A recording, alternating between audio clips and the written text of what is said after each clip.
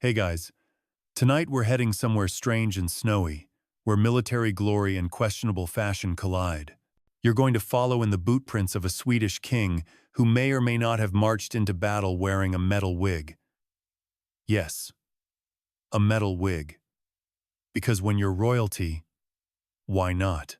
The air is sharp with frost, your boots sink into the icy crust of 18th century Northern Europe, and your fingers are wrapped in mittens that smell faintly of smoked fish.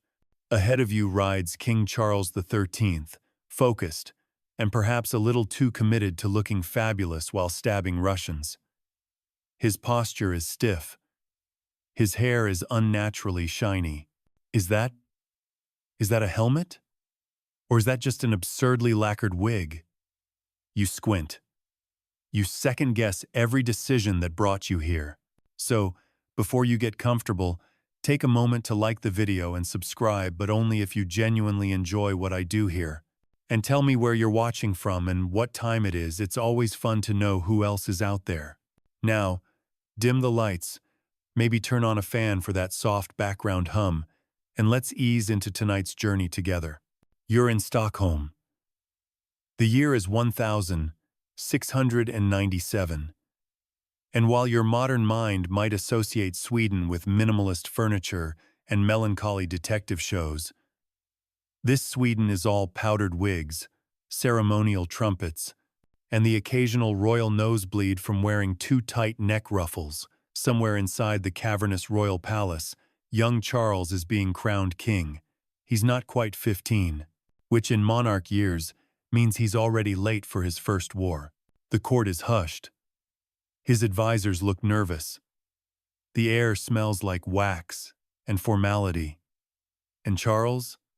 He just wants everyone to shut up, so he can practice lining up soldiers with terrifying precision.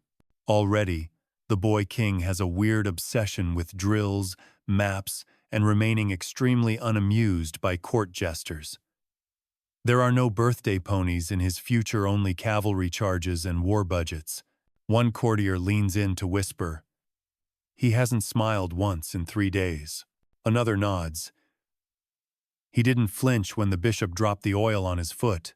You watch the crown settle on his golden hair, golden for now, before all the powdered wigs and battlefield grime.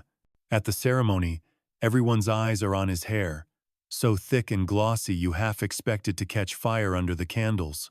Somewhere in the back, a French ambassador mutters something about le style militaire, but perhaps too strict, non? Historians still argue whether Charles XII truly hated the court's fashion or simply thought it inefficient. What's agreed on is this: he didn't waste time. Within months of becoming king, Charles was already issuing military reforms. By 16, he was considered one of the most focused and frighteningly disciplined monarchs in Europe. Not because he yelled, but because he didn't. He gave orders like an ice sculpture, might cold, sharp, and unblinking. Your view pans to the palace courtyard, where dozens of young soldiers march in perfect silence. Snowflakes drift across their shoulders like confetti from the sky. Their uniforms are neat, their boots are synchronized. And watching from the balcony, Charles taps his finger once on the railing. That's the signal to begin again. In total silence. Again, you're brought inside for an audience with the king, except you're mostly standing awkwardly at the back because he's doing paperwork. Without speaking. For 2 hours. Occasionally, he sips lukewarm water. Then signs something. Then stares. The only sound is the scratching of a quill and the very faint tick of an ornate grandfather clock made by a Dutch artisan who was paid in cod and silver buttons. This moment, strange as it is, defines Charles's reign. Rigid, detail, obsessed, and allergic to nonsense.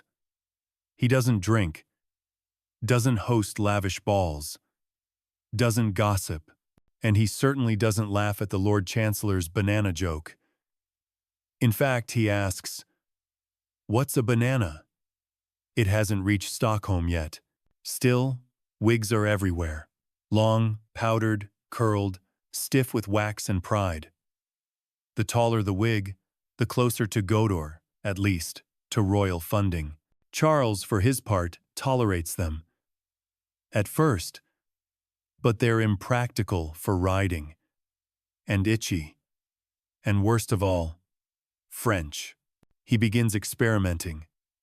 Shorter styles. Tighter curls. Sometimes, just a hood over the head. His enemies call him the Northern Barbarian. His soldiers call him Carolus Rex. You call him the guy who just stared at a door for 5 minutes without blinking. And then there's the armor. Oh, the armor. Gleaming breastplates, engraved gauntlets, boots polished with fish oil. The Swedish court blacksmiths were constantly testing new designs, some more successful than others. One suit squeaked like a broken cello every time someone moved. Another was so heavy it could only be worn standing still, which is less than ideal in battle. Now imagine a king who wants to be both stylish and protected, who resents the courtly fluff, but also wants to project an image of controlled authority. You see where this is going, don't you? A wig. A helmet. Possibly both. Possibly neither. No one can say for sure. The records are contradictory. Paintings disagree. Letters from the time describe an unusual steel covering on the head, while another source mentions his wig hardened by lacquer, impervious to weather. Still, others insist it was simply a clever disguise, helmet designed to look like a wig, to confuse sharpshooters or hairdressers. Hard to tell. Meanwhile, you're bundled in your Swedish soldier cloak, trudging beside the king's horse as he inspects a cannon battery. The wind is harsh. Snow drifts down like powdered sugar over a battlefield cake. And the king? He's still not speaking. Still wearing that gleaming thing on his head. You can't stop staring. Is it hair? Is it steel? Does it clink? When he nods, he turns his head slightly. Just enough for you to catch a faint metallic glint under the powdered curls. And in that moment, you're certain. That's not just fashion. That's artillery-proof chic. Of course, you'll question yourself later. The mind does odd things in the cold. But right now, in the fading Stockholm light, with sleet pelting your cheeks and goose fat smeared on your boots for warmth, it makes sense. This is a man who would absolutely wear a metal wig into battle, not for vanity, not even for safety, but because it would make everyone else feel slightly ridiculous for not doing it. And as the palace bells ring in the distance, and Charles XII dismounts in a single, fluid motion, you realize something else. This is only the beginning. You don't really get to sleep in as a royal soldier under Charles XII. Before the sun even licks the frost off the rooftops of Stockholm, you're up, lacing your boots with fingers too cold to bend, trying to remember if it was your turn to fetch firewood or dodge the king's silent inspections. You live in fear not of a shouted rebuke, but of a long styrian, almost spiritual disappointment radiating from a teenager who can kill you with both a saber and a well-timed eye twitch. Charles has grown since his coronation. Now 17, his jaw is squarer, his movements more precise, and his tolerance for inefficiency exactly 0. You're in the palace again, but this time you're walking behind him down a hallway so silent you can hear the soft brush of his wool sleeves. He says nothing. You say nothing. Even the guards lining the corridor blink as little as possible. The young king stops abruptly. You almost slam into his back. He points to a soldier whose buttons are misaligned. One button. One single, poorly matched, tarnished brass circle. Charles doesn't speak. He just looks. And the soldier, pale as candle wax, salutes and vanishes faster than a meatball at a midsummer feast. Discipline. Charles finally says, breaking the spell. One word. That's all you get. He's training for war. Not just any war, but his war. The kind of war that would swallow up empires, redraw maps, and soak mittens. The Great Northern War is brewing, and Charles is about to take Swedin's little northern kingdom with big ideas straight into a three-front nightmare. Most kids his age are worrying about acne and heartbreak. Charles is calculating artillery ranges and issuing new uniform codes. One of those codes? All soldiers must cut their hair short under their wigs. The reason? So they won't fuss with their appearance. That's an actual royal decree. The man wages war against vanity, using, paradoxically, extreme control over appearances. Now here's something historians don't always agree on. Did Charles despise wigs? Or did he just want them simplified? Some letters from court suggest he thought elaborate curls were impractical on horseback. Others hint he thought French styles reeked of moral decay. But one fringe document claims that Charles tried to commission a wig, with the strength of armor, but the shape of modesty. No one knows if it was metaphorical or metal. Still, the king himself isn't above appearances. He often wears the same faded blue uniform, patched repeatedly at the sleeves and frayed around the edges. He rides with no plume, no jewels, no gold embroidery, just a cold stare and a saber that whispers when drawn. His hair, kept short beneath his wig, allegedly for hygiene, though some suspect it's because he never had time for barbers. At dinner, the royal table is lined with roast elk, lingonberry preserves, and something that smells like warm hay. But Charles? He eats bread, water, maybe cold meat, if he's feeling wild. You sit awkwardly across the room, watching him chew like he's solving a physics problem. Occasionally, he pauses to write in his campaign notebook. One courtier tries to ask, "Your Majesty, have you considered?" "No," Charles says. That's it. Just no. And when the campaign begins, oh, what a campaign it is. He's 17, still a teenager. And yet he mounts his horse, gathers his generals, and marches headfirst into the oncoming storm of three enemies, Russia, Poland, and Denmark. Because why not? If you're going to make history, might as well do it before your 18th birthday. You're on a ship now, a cold one, somewhere on the Baltic Sea. The waves slap the hull like an angry cook with a fish. Ice creeps along the rigging, and sailors mutter prayers in Swedish, Finnish, and a language you can't place. And there's Charles, standing on deck, holding onto the railing with one gloved hand, his cloak snapping in the wind like an angry bedsheet. That wig is secured tightly under his fur hood. Rumors swirl among the crew. Some say it's lined with lead to stop bullets. Others claim it's just stiffened with animal glue and defiance. You don't ask. You just watch as Charles stares out at the fog and says, "We attack at dawn." Because of course he does. The campaign into Denmark is surprisingly successful. Charles, mounted and grim, leads from the front. His soldiers respect him because he sleeps in the same tents they do, eats the same bland gruel, and never once complains. They also worry about him, because he's possibly invincible and definitely terrible at small talk. Once, during a lull in battle, a general asked him what he thought of music. Charles responded, "It wastes time." Then he went back to polishing his sword with terrifying focus. You wonder what it must be like inside his head. Constant maps? Endless silence? One court doctor speculated, Charles never daydreamed. Another said, he once caught the king staring at a tree for so long, it grew new buds. No one dared ask him about feelings. Now you're riding across the Danish countryside. Charles, of course, is at the front. It's raining because of course it is. And you swear you hear the faintest clink from his headgear. Just once. Just enough to make you shiver.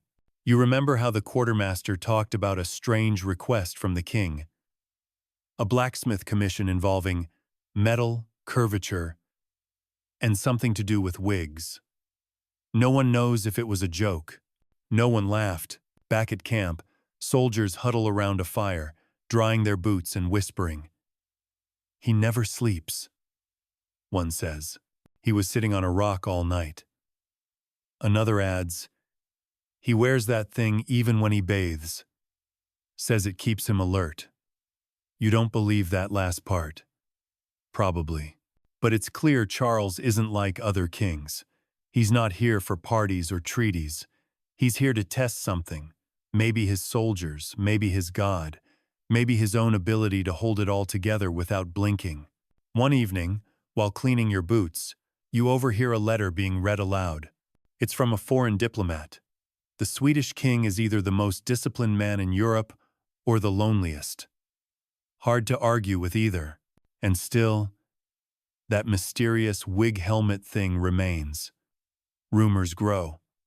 Some say it was crafted by a secret guild of armorers. Others believe it was made from melted-down medals of honor. You once saw the silhouette of it in a tense candlelight, perfectly rounded, with a faint ridge at the crown. Almost like a steel croissant. Then one night, during a quiet campfire watch, Charles walks by you. He stops, looks directly at your hands, fumbling with your straps, and he says, "Fix your gloves. You lose fingers that way." And just like that, he's gone again. Cloak swishing, boots crunching, a faint clang marking his steps. You sit back, fix your gloves, and stare into the fire, wondering if he is wearing a metal wig. Is it to protect his brain, or to keep it all locked in? You're marching now. Mud sucks at your boots with a greedy slurp, and the icy breath of the Baltic presses against your cheeks like a bored ghost. It's 1,700, and you along with Charles XII and a few thousand deeply confused but intensely loyal Swedish soldiers are headed into the meat grinder known as the Great Northern War. Remember that boy king from Stockholm?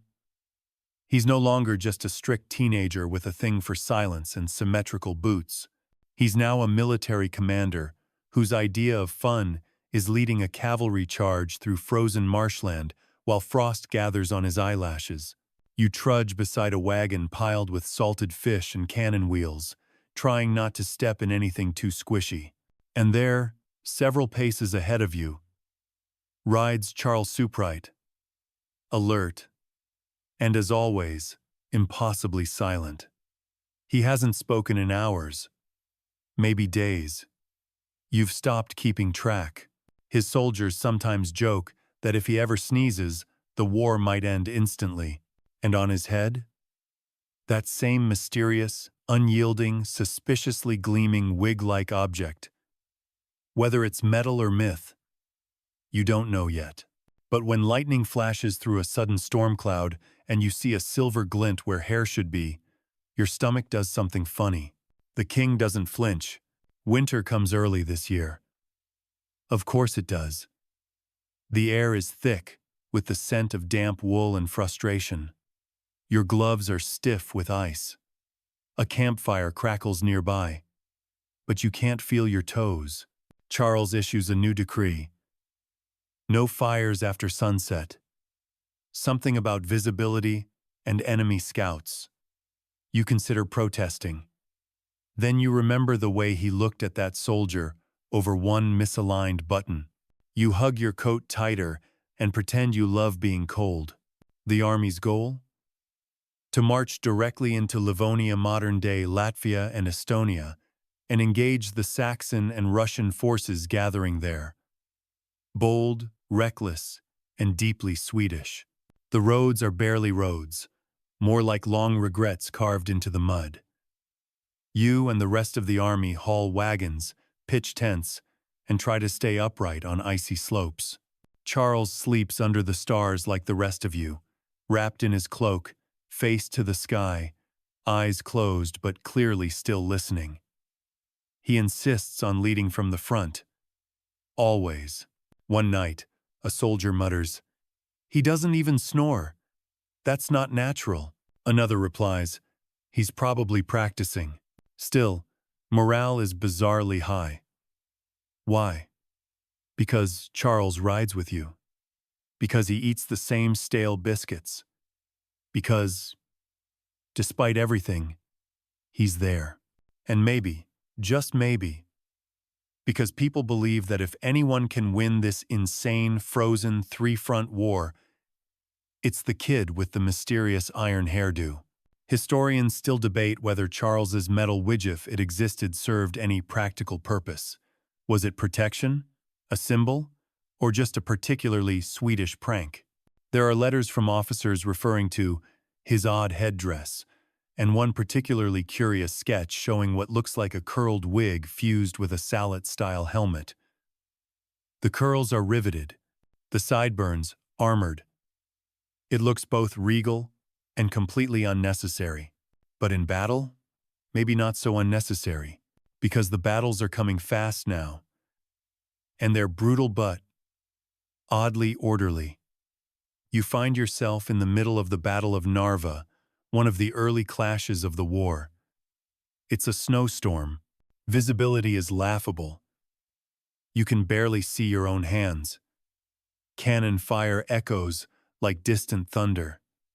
You huddle behind a rock, heart pounding, wondering if your last meal will have been half a turnip, and through the snow you spot him, Charles, on horseback. Not galloping, trotting, calm as ever. The white storm whips around him, but his posture is immaculate. His saber gleams, and that strange, solid-looking wig, still perfectly in place. You swear it glows. He leads a flank maneuver that slices through the Russian line like a hot knife through pickled herring. The soldiers rally. You join in, stumbling forward, half blind from snow but somehow inspired by the silent, armored-haired figure in front of you. The Swedish forces win that day, narrowly. But the cost is high, and Charles doesn't celebrate. He simply cleans his blade, walks the battlefield, and makes quiet notes in his journal, by lantern light. You pass by him, hoping not to make eye contact. But then, he looks up. "Gloves," he says. You freeze. They're torn. You glance down. Sure enough, a small hole gapes at your right thumb. You nod, mumbling a, "Yes, Your Majesty," and hurry off, pulse racing. Somehow, that tiny comment feels like a blessing. The next morning, he's already on his horse. You join the others, shivering, tired, slightly in awe. The general murmurs something about supply lines. Charles nods once, then spurs his horse. The march continues. Along the way, you pass through villages half buried in snow. Locals peek out from shuttered windows, unsure whether to wave or hide. The Swedish banners flutter overhead, half frozen, and still, Charles leads. Unflinching. You hear stories from fellow soldiers, that the king sleeps with one eye open, that he never sweats, that the strange wig he wears is bulletproof. You don't believe the last one, not yet. But then comes the moment that sticks with you. You're resting by a collapsed barn, sipping bitter broth, when a rifle shot cracks the air. A sniper. Chaos erupts.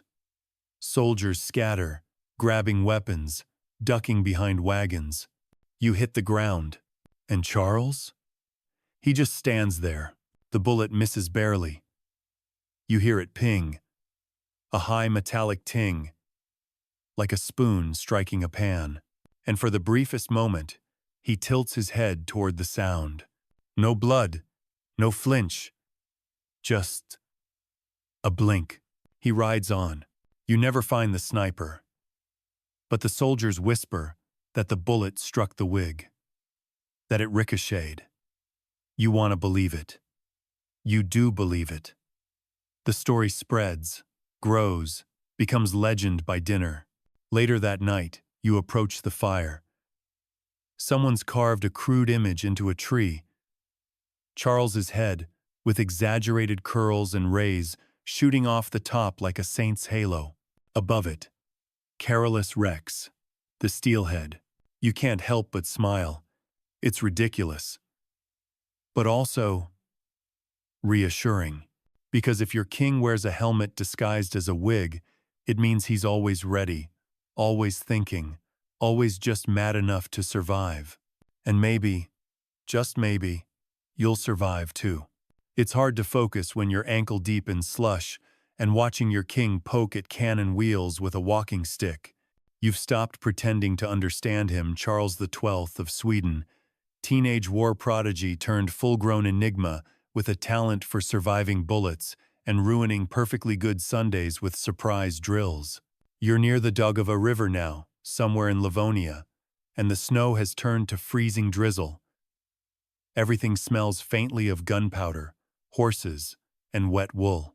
The army's been pushing hard. Charles refuses to slow down, as if momentum alone will win this war. It won't, but no one's brave enough to tell him. Today, though, the camp is buzzing with a new question. What is that thing on the king's head? From afar, it still looks like a wig. Sort of. The powdered curls are a little too rigid. They don't bounce when he walks. They kind of clunk. And when the sun catches the edge, there's a shimmer not even the fanciest wig wax could produce. Someone whispers, "It's got rivets." Someone else replies, "Don't be ridiculous. That's just powdered frost." You're assigned to assist one of the camp blacksmiths this week, and that's when you see something peculiar. Tucked under a canvas tarp is a mold head shaped, made of iron, with an embossed curling pattern. It looks exactly like a powdered wig, if it had been made for a particularly stylish night. You ask cautiously, "What's that for?" The blacksmith grunts. "Royal commission. Special request. Not my business." You press. "Is it armor?" He shrugs. "Is it not?" He won't say more. But he hands you a set of curling tongs made of bronze and steel. "For fitting the outer layer," he says, as if that explains anything. It doesn't. Now you're paying closer attention. Every time Charles rides past, you listen. And once you hear a faint metallic scrape when he adjusts in the saddle. A tiny squeal of hardened iron brushing wool. This sends the camp into full speculative frenzy. Is the king wearing a helmet disguised as a wig? Or a wig reinforced with armor? Or something else entirely? Historians still argue whether the metal wig was real or a misinterpretation of ceremonial armor records. Some argue it was a battlefield modification made only for winter campaigns, used to protect against sleet and stray musket balls. Others believe the entire thing is a myth born of Charles's aversion to typical headgear. But there is a drawing archived in Uppsala, what appears to be a rounded steel dome shaped into rococo curls. It's labeled only, cryptically, "For the monarch, reinforced." Back in camp, a carpenter claims he once saw the king remove it briefly during a storm. "I swear," he says, "I heard a clang when it hit the table." He said, "It's too warm tonight," and left it off. No one believes him. But people start calling it Hormetal, hair metal. The joke spreads quickly. A few soldiers even start clanking their soup spoons against bowls in rhythm when the king rides by. Quietly, of course. You don't mess with a man who eats raw onions during strategy meetings. Because Charles has no time for vanity. At least, not in the way you expect.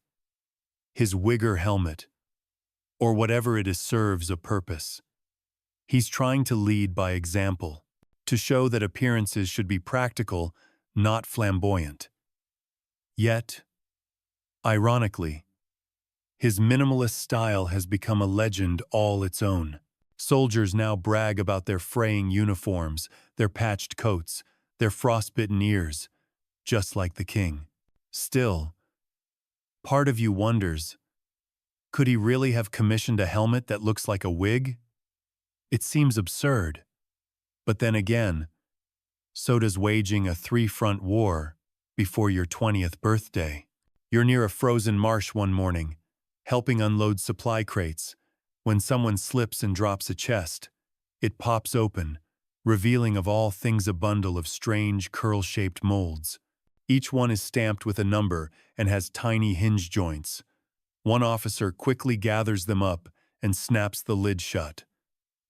"Not for your eyes," he growls. Too late. You've seen enough. Whatever Charles is wearing, it's not standard issue. And then comes the day he wears it into battle. The Battle of Duna. The Russians and Saxons have regrouped. Tension is high. The air tastes like brass and dread. You've been ordered to hold the riverbank. Cannon fire roars in the distance. And there, cutting a perfect silhouette against the morning frost, is Charles. He dismounts, wades into icy river water with his troops, sword drawn, head high. And yes, there it is again, that unmistakable glint of light off curled metal. The charge begins. Musket balls zip through the air like angry bees. You duck behind a wagon, heart hammering, and that's when you see it. A bullet, fired clean across the field, whistles through the chaos and pings off the side of Charles's headgear. He stumbles, recovers, doesn't break stride. Your mouth hangs open. He keeps walking. The rumors spread before the battle's even over. "He's invincible," someone shouts. "The wig saved him." Another adds, "He's blessed by Odin himself." In truth, he has a nasty bruise and a dent in the steel curl. You see it later that evening when he removes the piece briefly in his tent. A soldier, perhaps too curious, peeks in and faints on the spot. Charles simply frowns and eats another onion. You're called in to assist repairs. There it is, sitting on a wooden table. A solid, forged cap, styled into tight curls, with leather straps for comfort and padding along the temples. It's heavier than it looks. You lift it briefly carefully and feel the cool hum of tempered steel. You want to laugh, but also, you're impressed. In a war full of bluster and noise, Charles has found a way to be silent and absurdly prepared. The next morning, he wears it again, freshly polished. Not a word spoken about it. As if metal wigs are entirely normal military accessories. And maybe, just maybe, under Charles XII, they are. You're back on the move, boots squelching through half-frozen earth that smells like trampled moss and yesterday's regrets. It's 1701, and the Great Northern War is no longer a bold idea. It's an exhausting, endless, frozen reality. You've stopped asking where you're marching. Charles XII knows. That's good enough. He's at the head of the column again, as always, on his obsidian-colored horse with a name no one dares speak. He hasn't changed his uniform in days, maybe weeks. You'd think someone would say something, but no has the king, and if he wants to look like a scarecrow who wandered out of a war painting, so be it.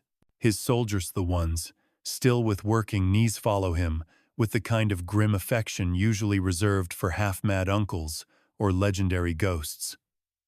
And of course, there it is again, that bizarre, unmistakable silhouette atop his head. The wig, the helmet, the hormetal. It's become a character of its own known you trust, even if you don't understand it. The terrain grows worse. Forests gnarled like ancient knuckles, ridges covered in ice that breaks like thin glass underfoot, streams too shallow to swim but too deep to cross dry. You stumble once, splash your boots, and spend the next 3 hours regretting it. But Charles? Dry. Always dry. His horse never slips. His posture never bends. The man is built like a chess piece carved from stubbornness. And now the campaign has shifted southward. Poland. A place where politics and mud are equally thick. Charles is chasing Augustus the Strong, the Elector of Saxony, and King of Poland. Augustus is many things: flamboyant, indecisive, and allegedly capable of breaking horseshoes with his bare hands. He's also a master of not being where Charles expects him to be. You're camped outside Warsaw one cold evening, trying to chew bread so hard it squeaks. Charles walks past, alone, holding a map like it's a puzzle that owes him money. A few soldiers attempt small talk.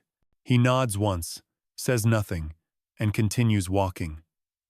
You hear it again, the faint chink of metal on leather as his head moves. The wig helmet lives. Some officers have begun to emulate it, sort of.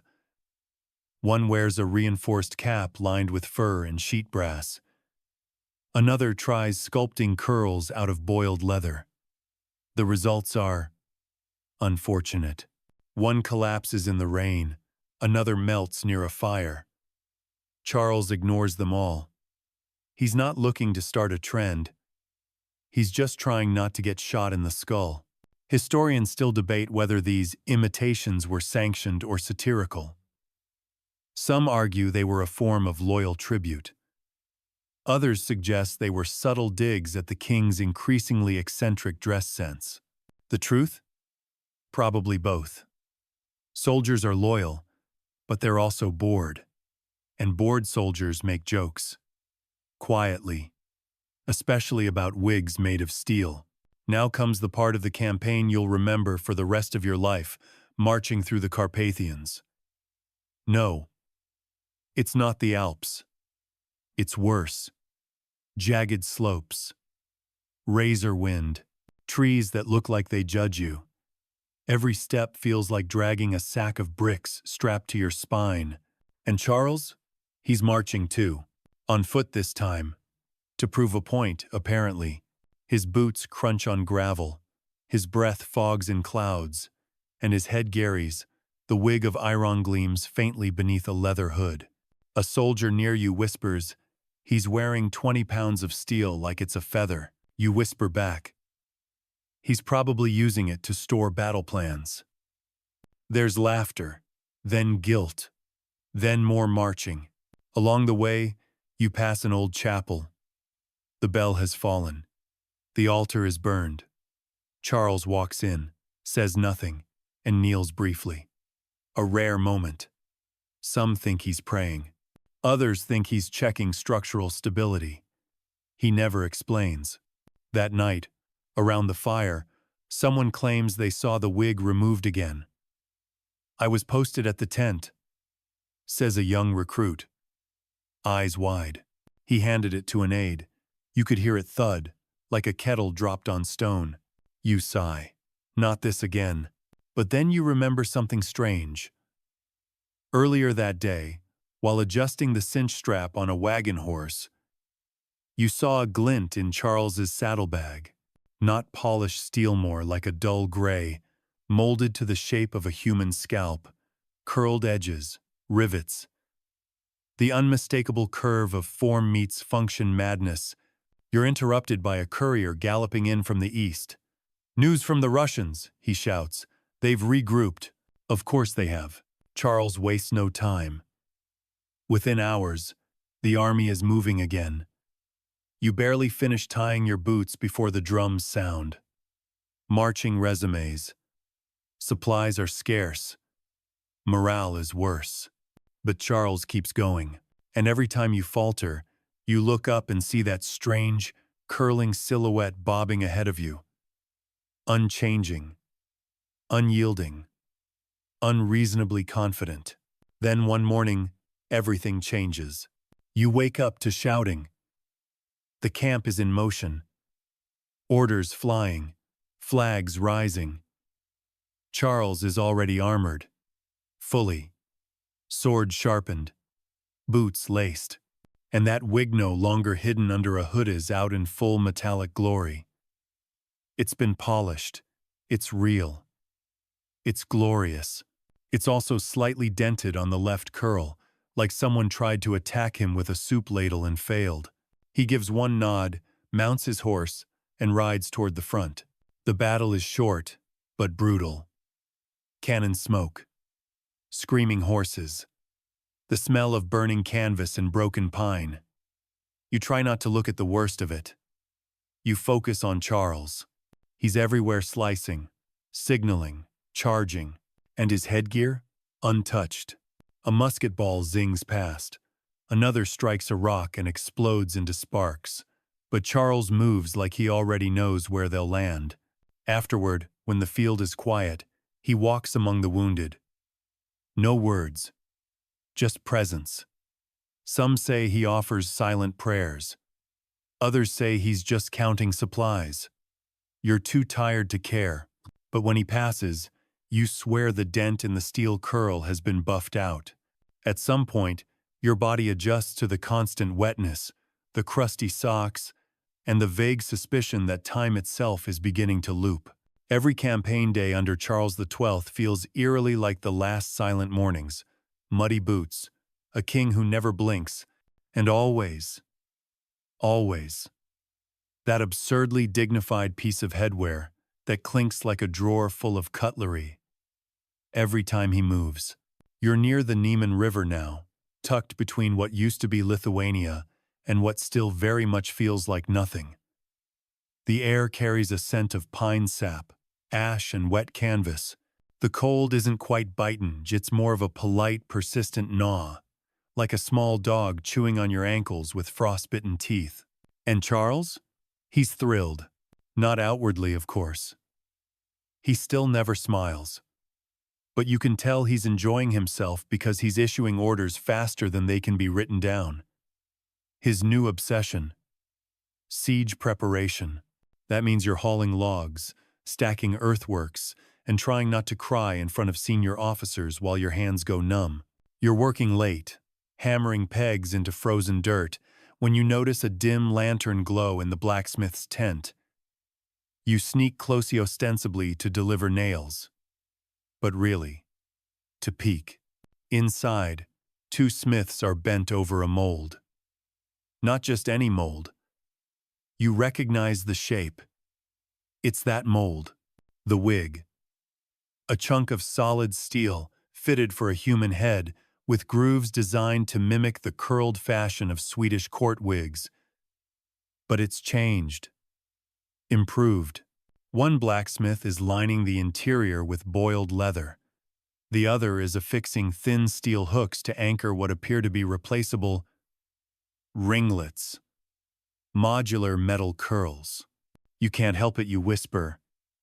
Are those clip-ins? The blacksmith glares. They're field, repairable units. For fast restoration. Don't touch. You back away before someone makes you test a prototype. The rumors are flying again. Some say Charles requested the wig be reinforced with lead this time. Others claim he's experimenting with materials from captured Russian sabers.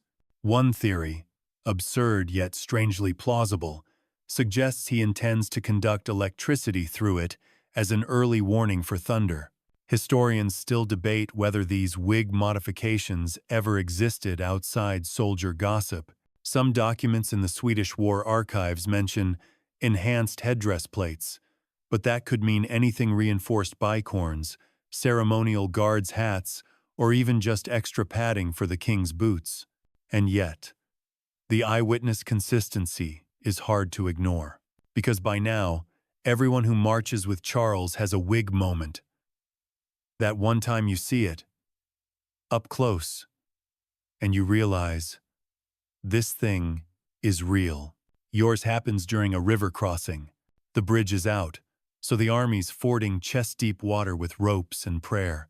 You're waist-deep in freezing current, teeth chattering like dice in a cup, when Charles rides by on a half-submerged horse.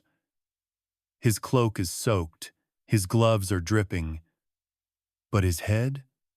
Dry, immaculate, gleaming. Water beads up and slides off the steel curls like rain off a duck's back. It's waterproof. Of course it is. You're not sure whether to admire him or scream into the river.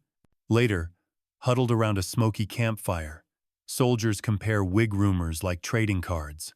I heard it's got a hidden dagger compartment. I heard it deflects curses. I heard he stores dried fruit in the back flap. You don't contribute. You're too busy drying your socks on a stick. Then there's Corporal Jonsenolder, grumpier, with a nose like a pickled turnip who leans in and says, "I touched it once." Silence. He continues. During the Battle of Clisseau, his horse reared. He dismounted. I helped steady him. My hand brushed the back. Hi. Everyone stares. It was warm. The group gasps. But it was winter, someone says. I know, Jonsen replies, staring into the fire. I know. The next morning, Charles calls for a full parade. Formations tighten. Uniforms straighten. Snowflakes drift lazily onto the field. You fall into line. Shoulders aching. Hands raw. Then he appears. Horse gleaming. Sword at his side. And on his head, this time with no hood or cloak, the full wig of iron, polished to a mirror finish. Curls. Styled so symmetrically, you swear geometry just saluted him. He rides the line slowly. Deliberately. You hear it clink faintly with each nod. He says nothing. No grand speech. No flourish. Just presence. And somehow, it's more commanding than any trumpet blast. It's not just a helmet anymore. It's a symbol of control, of silence, of discipline, wrapped in absurdity. The officers bow. The men cheer quietly, of course. Charles doesn't like noise. You raise your hand to your brow and think, maybe we'll win this war after all. That night, as you're finally drifting off in your threadbare bedroll, the wind tapping on the canvas like a nervous maid, you think back to the steel wig. Was it ever meant to protect? Or was it always meant to project? You fall asleep before you find an answer. You wake to silence. Not the peaceful birdsong kind. The kind that tastes of frost and tension. The sky is the color of old pewter. Someone's already lit a fire, but it gives off more smoke than heat. You stretch, creaking like your boots, and listen for the familiar clink. It's not long before you hear it, that faint, metallic shuffle, the sound of the king's armored curls shifting with every step. Charles XII is already up, already walking the perimeter of the camp, already ignoring the concept of rest like it's a wasteful luxury only lesser men indulge in. He doesn't speak. He rarely does. He just is. A silent pillar in a world of shouting generals and snoring soldiers. His presence alone makes people stand straighter, chew faster, and pretend their frostbite isn't as bad as it is. And if you think that's strange, wait until dinner. You're called to help prepare the evening meal. Not for the soldiers, no, for the king's table, which, ironically, is just a wooden board dragged under a canopy. No linens. No wine.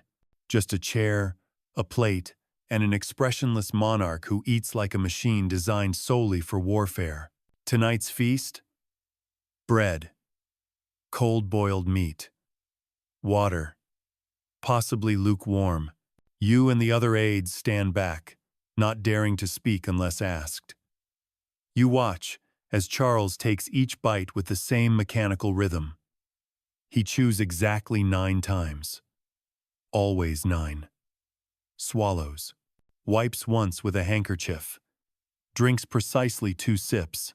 Then returns to staring into space like he's plotting the siege of heaven. Historians still debate whether Charles XII had any real inner life beyond strategy. Was he devout? Was he lonely? Did he ever dream of simpler things, warm beds, music, possibly even a joke? One contemporary described him as a man of ice, trapped in his own silence. Another called him a ghost pretending to be flesh. One thing certain, he did not like small talk. During one particularly long dinner, a French envoy tried to break the tension. "Your Majesty," he asked brightly, "what is your opinion of the opera?" Charles didn't look up, didn't blink, just said, "Pointless noise," then continued chewing. This is the part of the story where you begin to worry for your sanity. Because now, amid all the battles, the mud, the endless marching, you've begun to notice patterns. Every time Charles inspects the troops, he stops at the exact same intervals. Every night, his tent is pitched at precisely the same angle to the wind. And that wig, still impossibly clean, still somehow glinting even on moonless nights, never shifts out of place. Once, during a storm, you caught sight of him standing at the edge of a field, cloak flapping like a banner, metal curls unmoving in the wind. Rain poured. Lightning flashed. Everyone else scattered for cover. Charles? He stood still for 2 full hours, staring into the downpour like it owed him an explanation. You suspect the wig was waterproof, possibly stormproof. Some even whisper it's emotion-proof. The silence continues even off the battlefield. You walk past his tent one night and hear nothing. No rustle, no mutterings. Just the faint metallic tick of something being adjusted. The sound of curled steel brushing against buckle straps. You hold your breath and creep closer. Just a peek. A flap lifts. You see him, seated on a wooden crate, polishing the wig with slow, deliberate strokes. The lantern behind him casts a halo around the headpiece. For a moment, you forget. He's a king. He looks like a monk polishing relics. Then he turns. You freeze. His eyes meet yours, blue, sharp, unreadable. You wait for a rebuke, a bark, a get out. Instead, he gestures slowly for you to enter. You do. Heart pounding. He hands you a rag. "Polish," he says. You nod, take the cloth, and begin polishing the other side. It's heavier than you imagined. Cooler, too. The curls aren't decorative, they're forged. Functional. Balanced. You count 12 full spirals, each bolted with care. There's padding inside. A label, Torkelson and Sons, armorsmiths. He watches you work, silent. After several minutes, he takes the cloth back. "Efficient," he says. You step out. You never speak of it again. The next morning, you're reassigned to the logistics team. You suspect it's a quiet reward. Or maybe he just didn't want you staring at the wig again. Whatever the case, the silence becomes part of your routine. Charles rarely talks, but his habits speak volumes. He walks the camp every night. Alone. Never armed. Never afraid. Sometimes, he stops by the horses. Sometimes, the cannons. Once, you found him kneeling beside a dying soldier, holding his hand until the man passed. He didn't say a word. Later, you hear he wrote the soldier's name in his journal. That's the thing about Charles XII. He doesn't explain. He does. Whether it's fighting 3 wars at once, living on barley and silence, or wearing a helmet designed to look like it belongs at a Versailles ballroom, Charles commits fully. The metal wig, by now, has become a part of his legend. Soldiers believe it gives him strength, that it deflects death, that it keeps his thoughts focused. One cook claims he saw steam rising from it on a cold morning and swore it was thinking. You're not sure what to believe anymore. All you know is that when he wears it, you feel braver. And as long as he keeps marching, forward metal curls and all you will too.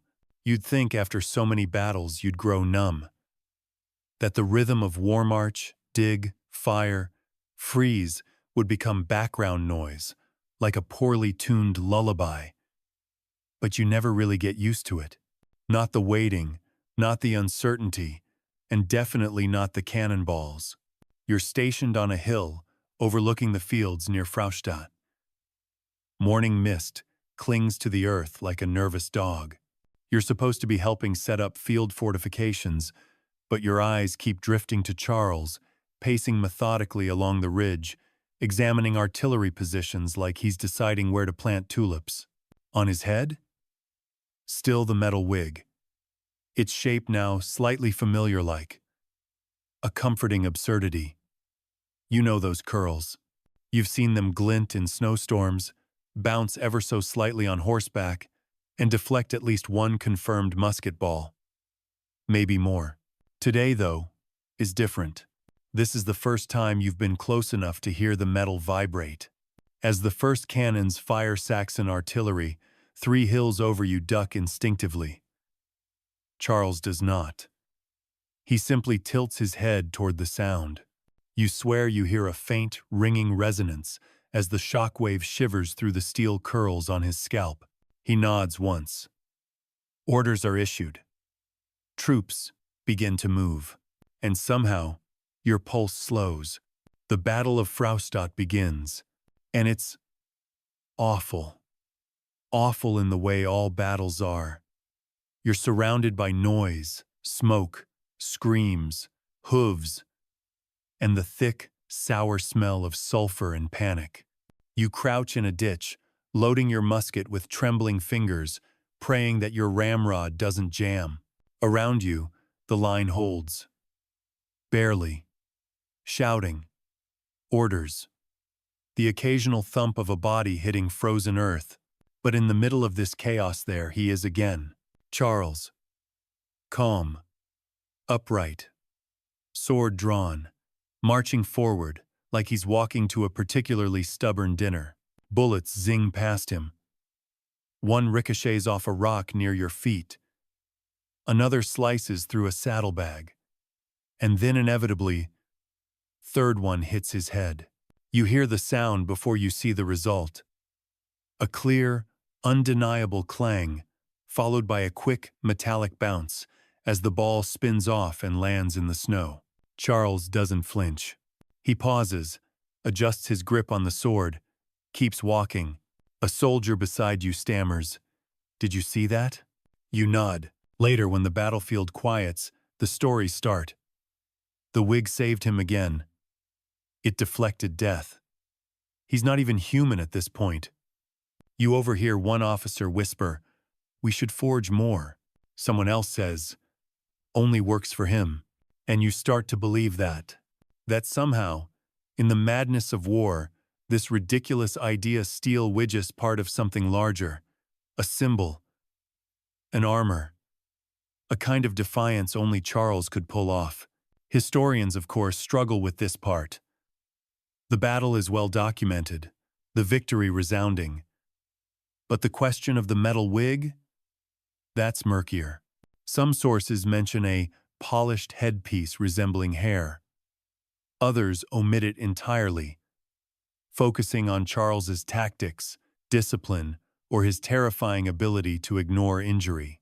One fringe account, scribbled by a nervous Prussian courier, describes seeing the king stroke his curls, which gave off a hollow echo, as if touching a bell. You don't know about bells, but you do know what you saw. And that night, in the quiet aftermath, you see it up close again. The king is seated outside his tent, oiling his boots. The wig sits beside him on a small table. Even in the dark, it shines faintly, moonlight catching on its engraved curls. He doesn't notice you. Or maybe he does. You stay quiet, not daring to disturb the moment.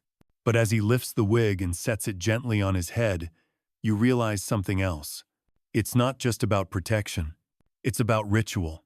Every movement is deliberate, centered, sacred almost. the way a priest might don vestments, or a knight, his armor. You walk away before he turns, but the image stays with you. The next day, the soldiers are giddy. Victory will do that, but so does survival. Corporal Yunsen is back with new theories. It's got a copper core. That's what keeps it from freezing. Rubbish, someone says. It's tempered Swedish steel, no scred alloy, Viking recipe, lost to time. You sip lukewarm coffee from a dented tin and say nothing. Let them wonder. That afternoon you help load supplies. Among the crates, you spot a smaller one labeled in neat script. Special. Curl units. Model C. You chuckle. The myth grows. By now, even the enemy talks about it. Captured Saxons mutter stories about the steel-headed king, how bullets cannot harm him, how swords bounce off his gaze. Some even claim he's a golem. You overhear a prisoner whisper, "He doesn't bleed." You think back to Fraustadt, to the clang, to the way he kept walking. No, he bleeds. He just doesn't let it matter. That evening, around the fire, you join a circle of veterans. They're swapping stories, battles, frostbite. The one time the soup was warm, someone says, "Remember that time the king's wig took a musket to the temple and kept its curl?" Laughter, then quiet agreement. Because whether or not it's magic, it's his.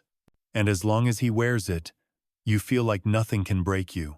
You're not sure who thought marching into Russia in winter was a good idea, but if you had to bet your last dry sock on it, you'd probably bet on Charles. And of course, you'd lose. Because Charles XII doesn't make plans like other people. He doesn't pause for seasons. He doesn't flinch at snowdrifts that swallow horses whole. If anything, Russia in winter is just another problem to solve. Like how to sharpen a sword with icicles, or how to dry boots in a blizzard, using only determination and possibly divine frost resistance. Now, you're crossing the border into Russian territory. Or maybe you've already crossed it? Hard to tell. The trees haven't changed. The snow hasn't stopped. The food tastes exactly like anxiety. All you know for sure is that your beard has frozen into your scarf and Charles's curls are still perfectly intact. Not soft curls, of course. Hard ones. Cold. Steely coils of forged elegance that somehow remain snow-resistant and battle-ready, even in the face of the worst cold snap in decades. Your boots creak with every step. The air burns your nostrils. You've learned to suck on snow just to stay hydrated.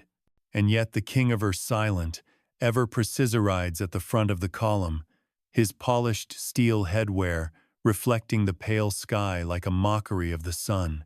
You wonder, not for the first time, what it's like under that helmet. Is it warm? Is it padded? Does it smell like iron and discipline? No one knows. You've heard whispers that the interior is lined with bear fur. Others claim sheep's wool, and one particularly odd rumor suggests it's filled with wax to trap heat and sound. Historians still argue whether Charles XII wore the same wig-like helmet during the Russian campaign or if it was modified for the climate. Some believe he switched to a fur-lined cap shaped to mimic the metal curls. Others insist he never took it off. One 18th-century traveler wrote, "His headgear bore the likeness of hair, but the weight of armor, and it glinted coldly, even when the world froze around him, which, to be fair, it now has. The cold is so intense your thoughts feel slow, like molasses trapped in snow. You're walking beside a cart of potatoes that are frozen solid. Your canteen water cracked hours ago. You haven't felt your toes in days. A soldier next to you starts singing to stay awake. The song is barely a tune just, a sad hum that drips down into the snow and disappears. And Charles? He's not humming. He's sketching battle plans in the snow with a stick, as if the enemy might arrive any minute. His breath puffs out in quiet clouds, and that wig of his catches frost, like it's auditioning for a snow globe. But still no movement, no slouching, no complaints. He's probably the only man in the entire army whose head is warm. By now, you're halfway to Poltava. Supplies are low. Spirits are lower. Your boots have started forming a permanent curve, and your gloves have holes in places you didn't know hands could have. Around campfires those that can be lit you, hear more rumors. The king's wig has heated coils, one soldier says. Run by coals. Tiny ones. Ridiculous. Someone else grunts. It's electric. Electric what? Exactly. No one bothers correcting him. One night, you pass by the king's tent. The flap is slightly open, and you see the wig hanging from a wooden peg. Steam curls faintly from its rim knot. From fire. But from him. Apparently, even when not worn, it radiates presence. You try not to look too long. The next morning, you're woken not by trumpet but by Charles himself. He's walking the camp again. Just walking. Snow crunching under his boots. Face unreadable. Wig shining. Defiant. Ridiculous. He stops at your tent. Looks down. Says one word. Gloves? You scramble upright, offering your sorry pair of fingerless wool in both hands. He nods and keeps walking. Later that day, you're in a skirmish. Nothing huge. Just a Russian scout party. Quick. Brutal. Cold. You duck behind a tree as gunfire pops like bubble wrap made of misery. Charles is in the thick of it naturally. Sword flashing, cloak whipping. The metal curls shimmer under the pale light of a sun that feels 1,000 miles away. Then it happens again. A musket ball strikes him square in the side of the head. You wince. He doesn't. The bullet bounces off the curve of a steel ringlet and vanishes into the snow. He turns, calmly, and points his sword toward the fleeing enemy. The line surges forward. Victory. Sort of. You sit in the snow afterward, cradling your arm, watching as the king rinses his face in melted ice. The wig is still perched perfectly, though now it bears another dent just above the temple. You overhear someone call it the crown of stubbornness. The phrase sticks. Back at camp, the nickname spreads. The crown of stubbornness. Fitting, because that's what this march is. Stubbornness made visible. Cold. Shiny. Determined. It's Charles in a nutshell, or rather. In a very heavy, very protective casing. The next morning, one of the smiths pulls you aside. Come here, he says, leading you behind a supply tent. There, wrapped in canvas, is something extraordinary. A spare. A second metal wig. This one still unpainted. Raw steel. Curls only half formed. A prototype, the smith whispers. Model D. You reach out, touch the smooth curve. It's colder than death. He grins. He asks for backup, in case the first one becomes unserviceable. His words. You nod. Of course he did. Because even Charles the Terth sculled, silence-loving, onion-munching war engine that he knows that even legends need maintenance. And as snow begins to fall again, you look out at the army, the weary column of frostbitten men still trudging through the heart of Russia, following a man who doesn't bend, doesn't break, and wears a steel wig like it's the most natural thing in the world. And you realize, this is what faith looks like. You're beginning to suspect that Charles XII has an immune system made of tempered iron and an emotional range limited to slightly irritated and strategically contemplative.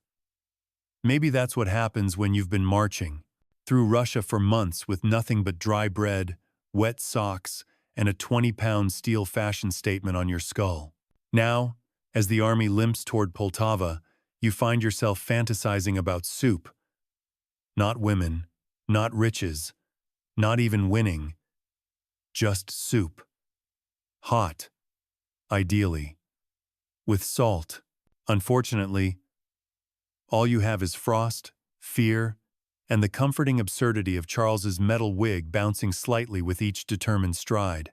You'd think it would have fallen off by now, or rusted, or at least cracked in the cold. But Noit remains, like a crown forged by a particularly vengeful blacksmith who once got snubbed by Versailles and never recovered. The camp is quieter these days, not just because everyone's exhausted, but because the king's silence is contagious. The officers whisper, the soldiers murmur. Even the horses seem more restrained, as if afraid to break whatever strange spell Charles has wrapped around the entire army. And the nobles? They're worried. They pass around letters from home, petitions from advisors, messages from allies begging for retreat, pause, or anything resembling common sense. Charles ignores them all. Instead, he focuses on drills. Even now, even here, troop formations in knee-deep snow, bayonet practice, at dawn, and always, always, the perfect line of sight across the field, his expression blank, his curls unruffled. One of the nobles attempts a gentle intervention. "Sire," he says one morning, bowing deeply, "perhaps we might consider." "No," Charles replies, then adds, "Poltava." And that's the end of that. Historians still debate what drove him. Here was it glory? Stubbornness? Delusion? All three. Perhaps. One scholar wrote, Charles XII was a man who could not distinguish between discipline and destiny. Another said, he wore silence like a cloak, and obsession like a crown. But you've seen the crown, and it's got rivets.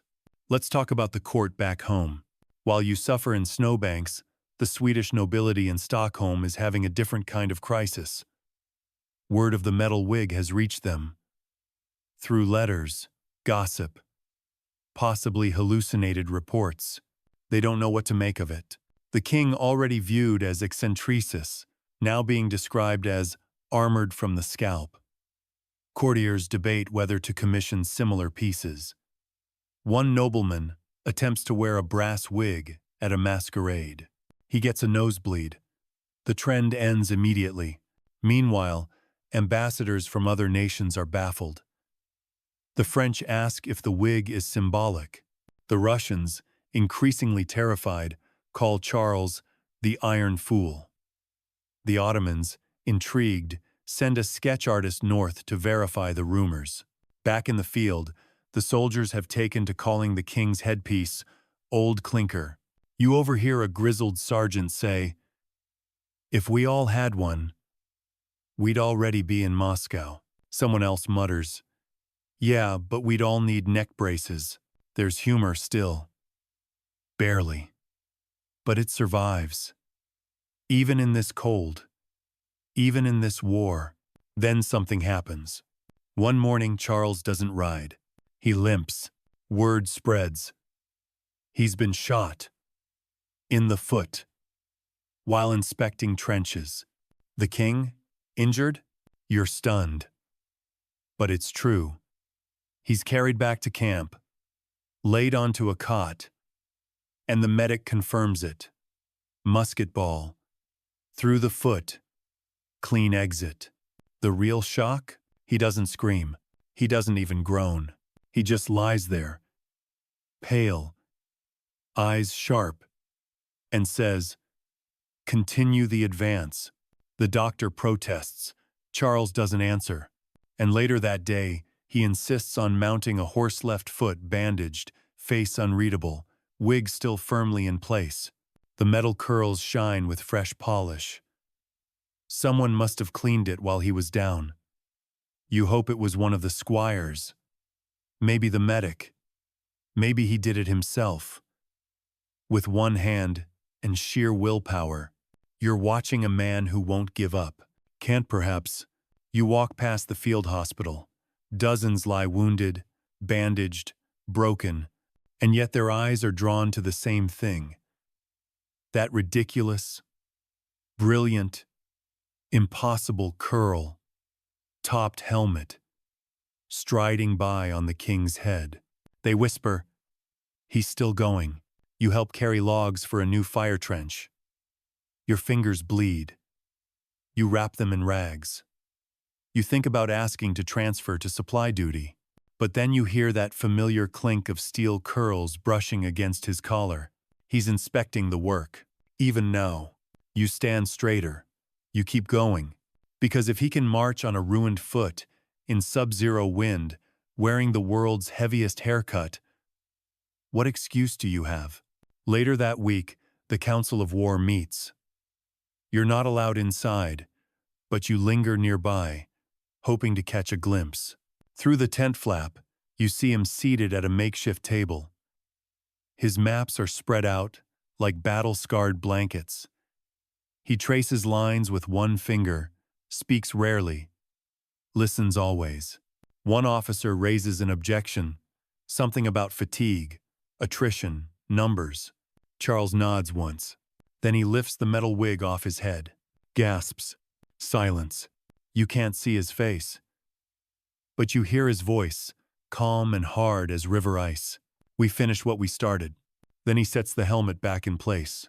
You stumble away before anyone sees you. That night you dream of steel curls and empty skies.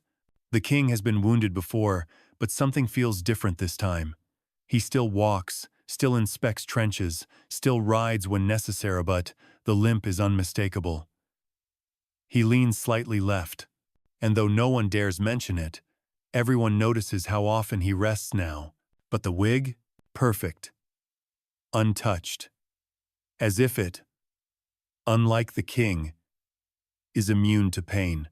You're watching him more closely now, studying him, not like a subject watching a monarch, but like a man trying to decode the inner workings of a myth. You want to understand what drives him, what compels a person to lead an army across winter-cracked wastelands while wearing a scalp full of curled iron. And still, he says nothing. Charles XII's silence has become his second armor. The first is steel, worn visibly on his head. The second is stranger, a refusal to let others in, to share weakness, to complain, to confess doubt. And so the soldiers fill in the blanks. He's not in pain, they say. The bullet feared him, others claim. It wasn't even a bullet, it was divine judgment, and he survived it. You're in a small detachment now, managing supply routes. Your hands are cracked, your feet are bandaged, but you've started jotting things down, notes about Charles, observations, sketches. You've even attempted a drawing of the wig. Though your artistic skills rank somewhere between drunk goat and eyeless monk. Still, you try, because you know this won't last forever. And someday, someone will ask, was the metal wig real? And you'll want to be able to say, yes, I saw it. I heard it. I watched it take a bullet and not blink. That's when the news comes. A rumor, first spreading through the tents like smoke. The king is dead. Your heart lurches. You run to headquarters. Ask, plead, demand. But no, it's not true. He's alive. Of course he is. He just hasn't spoken to anyone in days. Not because he can't, but because he doesn't need to. The men say he's meditating. Others whisper that he's in a trance. A few claim he's communicating directly with God, receiving battle strategies via some kind of divine frost telegram. And the wig? Still on, never removed in public, never cracked, not even dented from the last skirmish, though you know it took a hit. You were there. You heard the ping. You overhear a general say, "We should have it sent back to Stockholm for preservation." "No," someone else replies. "It belongs here."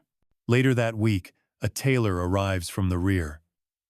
He's come with a package, a new uniform, stitched to perfection, fit for a king. Charles accepts it without expression, then tosses it aside. He gestures to his old one, torn, blood-stained, faded. That will do. And the wig? Not even touched. You suspect the tailor never dared offer a replacement. This is when the men begin to change. Not their appearance, though frostbite and fatigue have done their part, but their minds. They start believing, truly, that Charles is something more than a man, that he's eternal, unbreakable, indestructible, and that the Wiggy's crown, his shell, his iron resolve made physical, is proof. They say it's a relic, that it was forged in ancient fires, that the curls represent the coils of fate itself, and Charles wears them not to look fashionable, but to remind the world that destiny can be bent. You think it's nonsense. Mostly. But you also remember how it gleamed in the firelight, how it didn't even move when the horse reared, how a bullet rang off it like a dinner bell, and the king kept eating. You remember how, during one rainstorm, the wig collected raindrops in its curls, and he tilted his head slightly to let them roll a fall while holding a map steady against the wind. The movement was so casual, so practiced, it sent shivers down your spine, because that's when you realized he's trained with it. This thing, this absurd, brilliant, unnecessary masterpiece, he doesn't just wear it. He knows it. He's practiced ducking with it, fighting with it, sleeping with it, lifting his head just enough to catch light and command attention without words. It's not an accessory. It's part of him now. You start keeping a log, not of battles, but of wig behavior. Day 13. Reflected sunlight into enemy scouts' eyes. Coincidence? Day 7. Used as impromptu pot lid during soup crisis. Sealed perfectly. Day 9. Rumor says a soldier hid a love letter in the curl folds. Charles returned. It unopened. Day 11. During ambush, Wig allegedly blocked a saber. Needs confirmation. You're not the only one documenting it. One of the clerks has started a scroll. Wig of Iron. Tactical applications and moral uplift. It's part journal, part prayer, part satire. It becomes popular reading. And then Charles goes silent again. For 4 days. Not a word. He walks. He eats. He plans. But he doesn't speak. And you realize he doesn't need to. Because now, when he enters a tent, the room straightens. When he rides past, soldiers salute with genuine awe. And when the wig appears on the horizon, glittering atop a muddy hill or among the pine shadows, men believe. Not just in Sweden, but in something beyond themselves. You're tired, starving, covered in blisters and shame. But when Charles limps past, curls shining like a metal halo, you remember what it feels like to endure. And if he can wear that thing through sleet, gunfire, fever, frostbite, and heartbreak, then maybe, just maybe, you can keep marching too. You're awake before the sun as usual. But now, it's not because of drills or alarms or frost creeping into your tent, it's because of voices. Not panicked voices. Just curious ones. Hushed and crackling like the first sparks of gossip over firewood. Something has happened. You throw on your coat, stumble into your boots, and step outside into a camp already buzzing with a strange mix of reverence and skepticism. It's not an ambush. Not an order to pack up. It's something more dangerous than that. Debate. A traveling scholar has arrived sent from Uppsala, or maybe Berlin, depending on who's retelling the story. His name is Professor Ram, a tall man with wire-rimmed spectacles, shoes too clean for marching, and an unshakable urge to find truth. His mission? To investigate the so-called metal wig of Charles XII. You hear him before you see him. I simply want to verify, he says, voice clipped and nasal. There are conflicting reports. Absurd exaggerations. It's likely ceremonial. Symbolic. Perhaps reinforced felt. Someone grunts nearby. Reinforced felt doesn't ping off bullets, Professor. Allegedly. And just like that, the tension is lit. The professor begins interviewing soldiers. He's got a little book. He jots things down. He asks questions like, "And where were you standing when the ping occurred?" And, "Have you considered auditory hallucinations due to prolonged frost exposure?" One corporal walks away muttering, "Auditory hallucin me left ear heard that clang so clear I ducked." You're drawn in next. He eyes you carefully. You've marched with the king? You nod. And you believe this wig is truly made of steel? You pose. I know it is. He scribbles furiously. Have you touched it? Yes. Observed it deflect impact? Yes. Removed it? Absolutely not. That last one stops him. Ah, he says. Then we return to the central issue. He flips open a scroll. On it sketches, diagrams, notes from other officers, diplomats, and court painters. Some show an obvious helmet, others an elaborate wig. A few attempt to blend the two, resulting in something that resembles a pastry made by a blacksmith. The professor sighs. There are no consistent records. The king's private effects are sealed. Court artists were forbidden to sketch him without permission. Some paintings show soft curls. Others none at all. One even depicts a sort of sculpted crest. He closes the scroll, looks at you. So what is it? You look toward the king's tent, now shrouded in early morning mist. The outline of his form is just visible through the canvas seated, unmoving, the silhouette unmistakable. Even in profile, the curls glint faintly. You answer honestly. I don't know. But it's real. Historians still argue about it.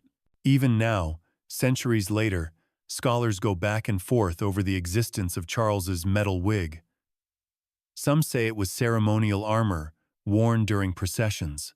Others insist it was a practical piece of battlefield kit, meant to blend tradition with protection. Still, others dismiss the whole thing as legend soldiers' embellishments, amplified by war and weather. But records do exist. In 1711, a supply order lists special headdress components, engraved, weighty. Another document, unsigned, refers to crown fittings of iron, curled to fashion. And then there are the eyewitness letters, the ones from officers, messengers, even one bewildered camp cook who wrote, "It looked like hair, but my ladle made a clonk when it tapped it." Even the Ottomans chimed in. A diplomat in Bender wrote home after Charles's long, strange exile in Turkey. He sleeps in boots and eats with his knife, and his wig is a helm of strange make, both noble and grim. And yet, for every piece of evidence, there's a contradiction. A Swedish noblewoman claims he wore no wig at all. A Russian prisoner swears the king's head was shaved. A sketch from Vienna shows what appears to be a normal tricorn hat. The professor presents all this, dramatically, at a Camp Assemblean impromptu forum of frozen soldiers and disinterested horses. His conclusion? Inconclusive. You almost applaud. That night, the king summons him. You don't know what's said. No one does. But the next morning, the professor packs his notes, bows deeply, and leaves without a word. He doesn't look satisfied. And then, Charles walks the camp. No hood, no helmet cover, just the gleaming, unmistakable ridges of coiled iron atop his skull, as if to say, "There's your answer." You're posted at the edge of the field when two new recruits approach. "Is it true?" one asks. "Does it really stop bullets?" You shrug. "Sometimes." "And he never takes it off?" "Almost never." They fall silent. Then, "Do you think he'll be remembered for it?" You pause. Look out across the frozen plain. Think about the nights you marched beside him. The way he stood in rain, in fire, in silence. The way the wig became something more than steel. A metaphor. A myth. You nod. Yes, I think he already is. And in that moment, watching the sun catch on those impossible curls, you understand the truth that scholars will never be able to quantify. It doesn't matter whether it was a wig, a helmet, or both. What matters is that he wore it. And the world bent around him because of it. You've survived long enough now to begin seeing history not as something distant or fixed, but as something living being written around you with every frostbitten morning and every absurd anecdote that somehow makes it through the fog of war. And today's absurdity? Royal fashion. Because while you're still dragging a wooden cart through a forest that smells like mildew and regret, someone in the camp has begun a discussion about hats. Specifically, royal hats. Apparently, a messenger from Prussia arrived last night with letters and an illustrated pamphlet showcasing the headwear of nobility across Europe. You've never seen men so eager to discuss plumes. Around the campfire, the comparisons begin. King Louis has feathers taller than my child, someone says, chewing on a strip of leathery beef. Peter the Great wore a velvet crown lined with pearls, says another. He also bathed in vodka, someone adds. You nod. Sounds about right. And then, of course, the conversation circles back to your own monarch. Charles. The man, the myth, the metallic-mopped menace to enemy marksmen. The only king in Europe, a sergeant says proudly, whose headwear can deflect artillery and start rumors. A younger soldier asks, what is it exactly? A wig? A helmet? Another shrugs. It's what happens when you give a war god a powdered hairpiece. You all laugh. Not hard. Not long. Just enough to keep the cold away. Because compared to the fashion of other monarchs, Charles XII's entire aesthetic is, how to put it, Spartan meets stubborn. No jewels, no sashes, no gilded armor. His uniform is wool, worn to threads. His boots, scuffed. His sword, functional, clean. And then there's the headgear his one, strange indulgence. Historians have tried to fit Charles into various categories. The stoic king, the warrior prince, the ice monarch. But his fashion has always eluded neat classification. One French observer famously wrote, he dressed like a corporal, rode like a hussar, and wore a hat like no man on earth. Today's pamphlet includes images of Danish helmets shaped like bird wings, Polish feathered turbans, and even a Spanish hat rumored to have a built-in rosary. And there, at the bottom etched in soft charcoalis, a sketch labeled simply, King of Sweden, unconfirmed. Hair or helm, the image is laughable. The curls exaggerated, the steel unnaturally shiny. But you look at it and think, close enough. Now that the mystery has spread beyond Sweden, even foreign soldiers are curious. Captured prisoners ask questions during interrogation, not about your strategies, but about the wig. Is it true it can stop a saber? Yes. You lie. Is it true he never removes it? Only to polish it with lightning. You deadpan. And when the guards laugh, the prisoners start laughing too. The myth has traveled. You begin to realize that Charles's metal wig has become more than fashion. It's a talisman, a punchline, a psychological weapon, something too ridiculous to be invented, and yet too consistent to dismiss. It's in the art now. Sketches appear on crates, on camp walls, scratched into helmets. One carving in the latrine shows Charles wielding a sword in one hand and polishing his curls with the other. And why not? If other kings wear ostrich feathers and bejeweled mitres, why can't yours wear a steel pompadour with the gravitas of Odin himself? The fashion comparisons keep coming. A noble tells you about the King of Saxony's sapphire-encrusted epaulets. You nod. Another brags about Peter the Great's imported silk waistcoats. You nod again. And then you describe your king, riding into a snowstorm with 3 buttons missing, dried blood on his glove, and a wig that could shatter glass if dropped too hard. The room goes quiet. You say, "That's our fashion," and somehow, no one argues. Historians who study royal iconography have noted that most monarchs attempt to project divinity through a tire gold thread, glowing crowns, embroidered capes with family crests. But Charles XII, he projects discipline. The curls may be comically stiff, the concept absurd, but there's no mistaking its message. I am not here for decoration. I am here to survive. One visiting noble, after seeing Charles ride into a briefing with the wig freshly shined, remarked, "It's less a hat and more a philosophy." He wasn't wrong, because Charles doesn't just wear the wig, he's become it. Every dent, every glint, every sideways glance under those curls tells the story of a man who decided the only thing more dangerous than his sword was his own refusal to die. Fashion, after all, is communication. And while most kings use silk and color to declare their wealth, Charles uses curls of iron to declare simply, "You can try." That afternoon, you find a makeshift journal left on a crate. It's unsigned, pages weathered, but the last entry reads, "He has no plume, no robe, no laurel, only those impossibly precise coils." If that's not majesty, what is? You close the book. You keep marching. Because in this Warren, this march dignity isn't measured by medals or epaulets. It's measured by the will to keep going. Even when your clothes freeze, your boots rot, and your head feels like it might crack open from cold. And somewhere up ahead, Charles rides on, his coat torn, his gloves thin, his curls invincible.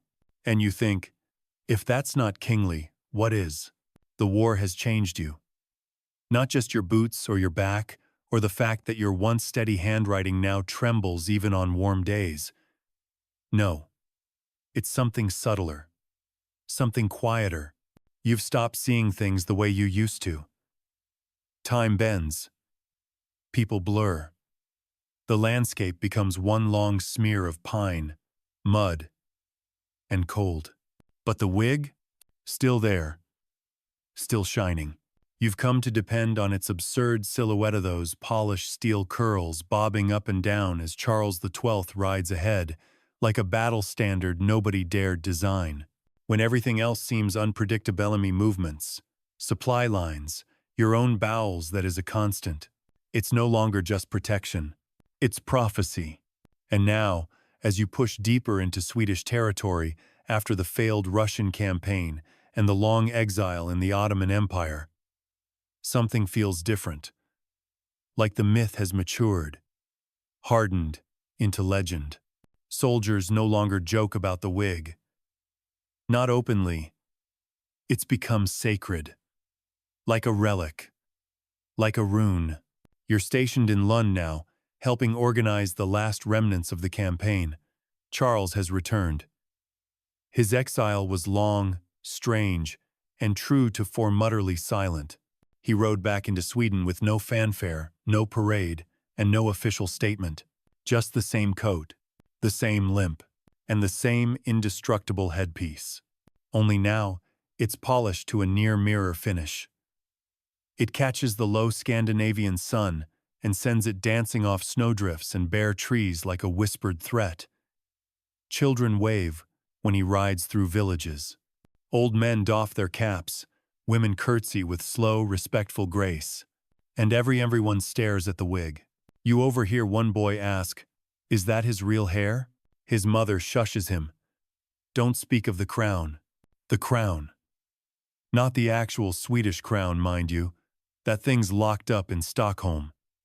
But this steel-wrapped defiance perched atop Charles's head is something else entirely. Even foreign ambassadors notice. They begin writing reports, not just about treaties and naval positions, but about the object worn by the king. One Prussian letter reads, "He wears it still, day and night. It has no seam, no lace, no adornment, only a smoothness that frightens the weak. You don't know what frightens you more, the tone, or the fact that you agree." A young aide tries to imitate it.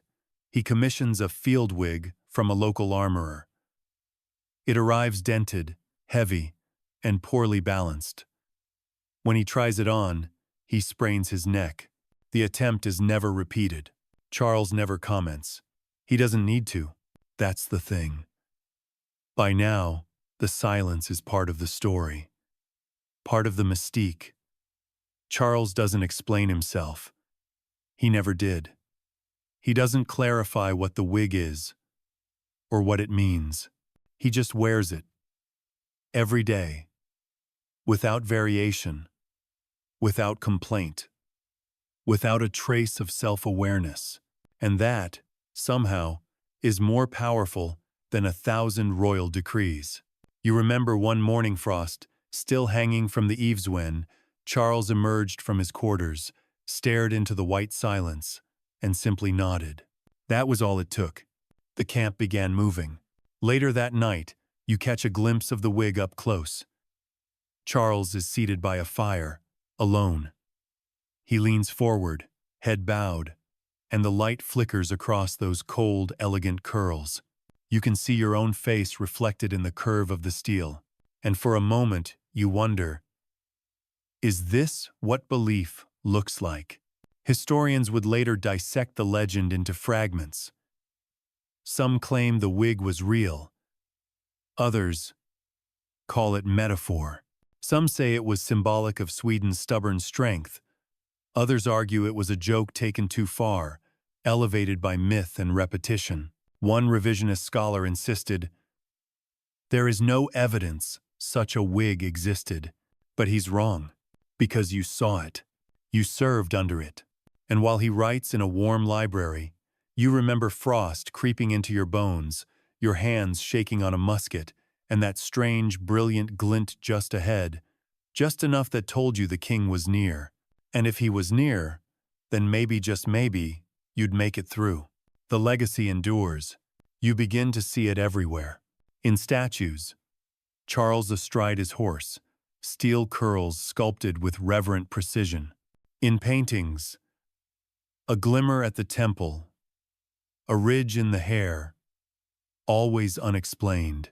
In operas, a character called the Silent King, whose helm sings when struck. Even in satire, political cartoons from London depicting Charles with springs in his scalp, bouncing away from cannonballs. But the line between reverence and ridicule blurs, because whether you laugh or admire, the wig remains. It's become a myth, not just of iron and battlefield bravado but of continuity. The idea that, through chaos and confusion, something unchanging can exist. Not because it's necessary, not even because it's logical, but because someone believed in it enough to never take it off, even in exile, even in defeat. Even when the world tilted sideways and every other crown seemed to fall, he wore this one. You remember him kneeling beside a wounded soldier, placing one gloved hand on the man's chest. Not speaking, not praying, just being present. And above him, those curl-silent, gleaming, absurd shone like a beacon. And now? Now you wear your own memory like a second skin. You still feel the cold, still hear the ping of metal when you close your eyes. And you still wonder if Charles wore the wig to keep his head warm, to protect his skull, or simply to remind everyone, including himself, that he was not just a man in a war. He was the war, and he wasn't going anywhere. You're standing in a museum now, not a battlefield, not a tent, not a mud-drenched camp with frozen bread and cracked fingers, but a clean, quiet room, lined with polished glass and well-lit placards, somewhere in Sweden, decades, maybe centuries after the final march, the last volley, the final breath of the king who refused to speak unless absolutely necessary. You shuffle slowly past portraits of Charles XII with blank eyes, some painted mid-charge, saber drawn, expression unchanged. And in every one, you look for it. The wig, the helmet, the thing that should have never existed, but somehow did. You turn a corner, and there it is. Displayed in a case of green velvet and gold trim, curled, rounded, elegant in a way that defies everything it's been through. No feathers, no jewels, just tempered steel, shaped into the myth. The plaque reads, "Headgear attributed to Charles XII, unconfirmed. Believed to be a ceremonial helmet, styled to resemble 18th century perukes. Material, steel alloy, with leather padding. Estimated weight, 5.3 kilograms. Unconfirmed." Of course, you lean in close. And suddenly, everything comes back: the sound of cannonballs, the frost on your collar, the dull ache in your shoulders, the faint clink of metal curls, shifting in rhythm with a limping king. You've aged since then, a little slower on the draw, a little less sure of where memory ends and story begins. But this is real. You read the next line on the plaque. Historians continue to debate the authenticity and function of this artifact. Some believe it to be ceremonial, others a product of soldier folklore. No confirmed images of Charles XII wearing the piece exist. And yet, stories persist. And that's what gets you. The stories persist. Of the silent king who rode into battle with a helmet shaped like a wig. Of the monarch who turned down crowns and velvet in favor of steel and silence. Of the man who turned practicality into legend, who made soldiers laugh, tremble, and straighten their spines with nothing more than a nod beneath polished curls. You look closer. There are dents. Not many, but enough. A scratch near the temple. A small, uneven patch on the back curl, maybe from a musket ball. Maybe just age. Either way, it breathes. It feels like history. You glance around the museum, quiet as snowfall. No music. Just your thoughts. And the hum of the climate control system. A soft echo of boots on marble. A little like marching. A small child approaches the display beside you. Points at the case. "Is that real?" he whispers. You look down at him, then back at the wig. Then, you smile. "Yes," you say. "It's real enough." Because history isn't always about what can be proven. Sometimes it's about what survives. The stories, the rituals, the quiet truths hidden in impossible objects. And whether or not Charles XII needed to wear that thing, whether it protected him, defined him, or just gave the world something to remember him by, doesn't matter anymore. What matters is that he did. He wore it. Through snow and war and silence and exile. And in doing so, he left behind a shape no crown could match. A symbol of strange strength. Of calm in chaos. Of iron resolve, curled into place. You step back, hands in your coat pockets, nod once to the case, and walk on. Because you've seen enough to know that not all kings wear gold. Some wear steel, and never take it off. So now, as you settle back into your pillow, letting your limbs grow heavy and your thoughts begin to blur, picture that quiet museum again. The hush of polished marble beneath your feet, the soft echo of memory lingering in the stillness. No marching, no frostbitten nights, just peace. A room full of history, dimly lit, and patiently waiting to be remembered. You stand before the case, just as before. The wig is still there, calm, dignified, a little absurd, but entirely unapologetic. Its curls are frozen in time, more sculpture than fashion now, and yet somehow, still warm, still proud, still stubborn. Outside, snow begins to fall soft and silent. the way all good endings should arrive. The sky darkens into the blue-gray of twilight, and the wind retreats into sleep. You imagine Charles now, somewhere out beyond the reach of timelines and footnotes, still walking, still silent, still wearing that impossible crown of iron curls. Let the cold fade now. Let the battles fade. Let the questions rest. You've made the march. You've walked the whole strange path, from powdered courts to frozen rivers, from whispered legend to riveted truth. And here you are, safe, still, warm, with a story you didn't expect to matter. But it does. So breathe out. Let your eyelids fall heavy. Let the museum drift away. And if, in your dreams, you hear the faintest clink of steel curls brushing against a midnight window, don't worry. It's just the king, making his rounds, still guarding something, still marching on.